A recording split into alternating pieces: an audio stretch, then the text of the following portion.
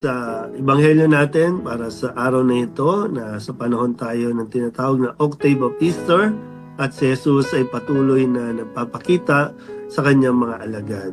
At dito nga po sa araw na ito ay pinakita ni Jesus ang kanyang mga sugat upang ipahatid sa kanyang mga alagad na noon ay ang mga nang-iwan sa kanya, mga naging sanhi din ng kanyang paghihirap. Pero ipinakita niya ang kanyang mga sugat hindi para sariwain yung sakit, yung paghihirap, kundi para magbigay ng kapayapaan.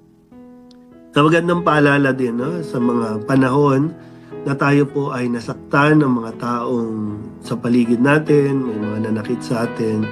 Darating ang araw na magkikita kayo at magtatagpo kayo.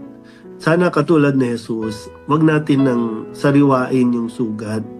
At wag na natin ulit sugatan ang ating sarili.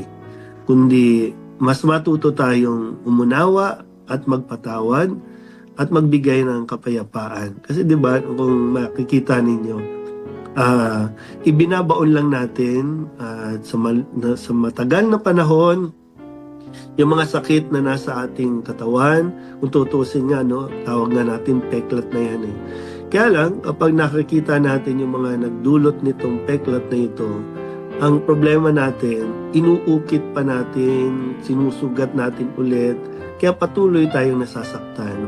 So katulad ni Jesus, nawa ay ipakita natin yung mga sugat na iyon, pero hindi para manumbat, kundi para magpahayag ng pakikipagkasundo, magpahayag ng kapayapaan.